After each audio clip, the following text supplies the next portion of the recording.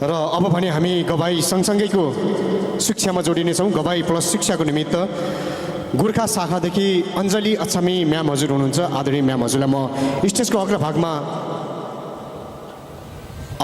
गवाई प्लस वचन भन्दा पनि उहाँको वैदेशिक यात्रा सफल रहोस् र उहाँको चाहिँ भिजा चाहिँ एप्रुभ भइसकेको छ र टिकट पनि फिक्स भइसकेको छ। अञ्जली म्याम हजुरलाई म स्टेजको अग्रभागमा आमन्त्रण गर्न चाहन्छु। र सर्वप्रथम जगतकै मालिक परमेश्वर पितालाई करोड करोड धन्यवाद गर्छु यसु मसीहको नाउँमा र सम्मान गर्न चाहन्छु हामी सबैको अग्रज अगुवा सुशीला म्याम, प्रकाश सर, उहाँको सम्पूर्ण फ्यामिलीलाई म शिर नुराई सम्मान व्यक्त गर्न चाहन्छु।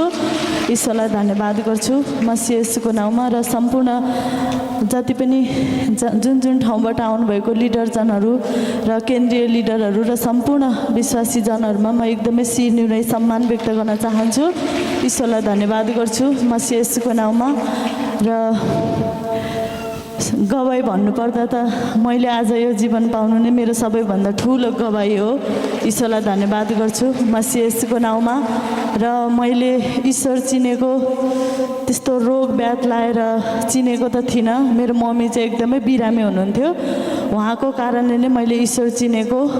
मेरो मम्मीलाई पाठेघरमा पानी जमेको छ भन्थ्यो र आन्द्रामा अल्सर भह क्यान्सर हुने सिम्टम छ भनेर भन्नुभएको थियो डक्टरले। र उहाँले अमिलो पिरो भन्ने चिज के हो हामीलाई थाहै थिएन।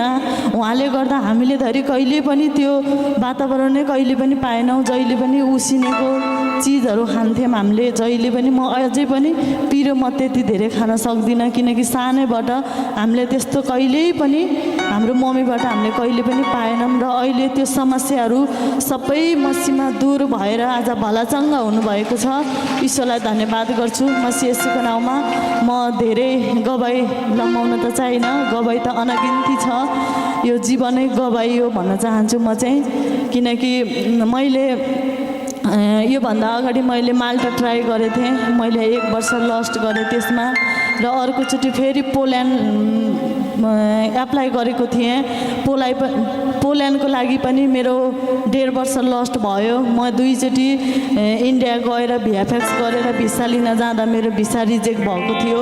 मेरो सोच के थियो भने म पोल्यान्डबाट मेरो पोर्चुगल छिर्ने मेरो सोचाइ थियो। तर ईश्वरको योजना अन्त्य रहेछ, मेरो योजना सफल भएन। त्यति बेला सानो मन कमजोर भए तापनि अहिले ढिलै भए तापनि ईश्वरले मेरो पुकार सुन्नुभयो। यसमा पनि ईश्वरलाई करोडौँ धन्यवाद गर्छु मसीह येशूको नाउँमा। यो पनि ईश्वरको योजना थियो, मेरो इच्छा योजना थियो। मेरो गाउँमा मम्मीले सच्चाइ चलाउनुहुन्छ, पहिला हामीले नै चलाउँथ्यौँ। काम विशेषले गर्दा म यतातिर भएँ र मम्मीले त्यो चलाउँदाखेरि चाहिँ हामीसँग कुनै भवनहरू थिएन। र म जानभन्दा अगाडि मम्मीको इच्छा थियो कि भवन बनाएर जाने भन्ने इच्छा थियो। त्यो इच्छा पनि ईश्वरले पुरा गरिदिनु भयो। आज भवन पनि हामीले बनाएका थियौँ र भवन बनाएर यतिजना थोरै गाउँमा त थोरै हुनुहुन्छ, यति थोरै जनामा पनि के हुन्छ र यत्रो भवन बनाएर यत्रो ऋण लगाएर किन भवन बनाउन खोजेका हौ भनेर मेरो घरकै ड्याडीले भन्नुहुन्थ्यो। तर मैले सम्झाउँथेँ ईश्वरको महिमा ठुलो छ बुवा भनेर मैले हरेक परिस्थितिमा सम्झाउँथेँ। बुवा थोरै अलिकति ब्याक हुनुहुन्थ्यो ईश्वरको राज्यबाट। त्यसपछि मैले उहाँलाई सम्झाएँ। आज उहाँ लगेर महिमा गरेर योग्य बनाएँ। सबैको प्रश्न थियो कि के गरेछस्, कसो गरेर बसेछस् भन्ने सबैको सवालहरू थियो, जवाफ थियो, क्वेसन थियो।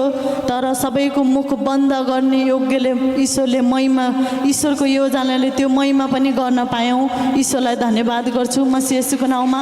र त्यो महिमा गरेको मेरो लगभग 2 महिनामै मेरो भिसा पनि आयो र मेरो 31 तारिकको मेरो फ्लाइट छ।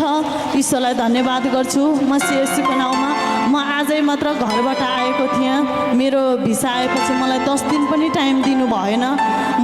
मेरो योजना चाहिँ ठुलै थियो, तर म आज गवाई भन्न पाउँछु कि भनेर म चाहिँ मम्मीले चाहिँ म बेलुका जान्छु भनेको, गवाई भन्ने तरिकाले जाऊ भन्नुभयो। म गवाई भन्नको लागि म मैले अहिले पनि कन्सल्टेन्सीमा मेरो प्रोग्राम छ, बिदाई प्रोग्राम छ, म थोरै टाइम मात्र लिएर आइहाल्छु भनेर मैले बिदा मागेर आएको थिएँ। ईश्वरलाई धन्यवाद गर्छु। म सिएससीको नाउँमा मलाई यो अमूल्य समय दिनुहुने सम्पूर्ण सच्चाइ परिवार टिमलाई र ठुलमामु ठुल्याडीलाई एकदमै शिर निहुराई सम्मान व्यक्त गर्न चाहन्छु।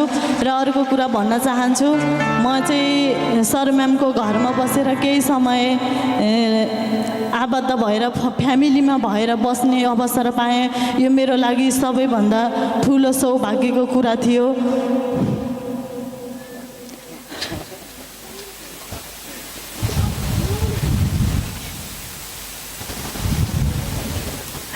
र मैले सानो नानीलाई चाहिँ केही समय त भन्दिनँ, धेरै समय त भन्दिनँ, केही समय मैले उसलाई हेरविचार गर्ने मेरो अवसर पाएँ।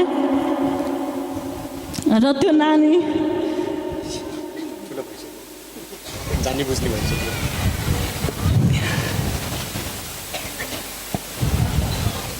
र नानीलाई हेरविचार गर्ने क्रममा केही घटी कमी भए सम्पूर्ण घर परिवारबाट जानी अनजानीमा भएको गल्तीहरूलाई क्षमा गरिदिनु भन्न चाहन्छु। ईश्वरलाई धन्यवाद गर्छु म सिएससीको नाउँमा।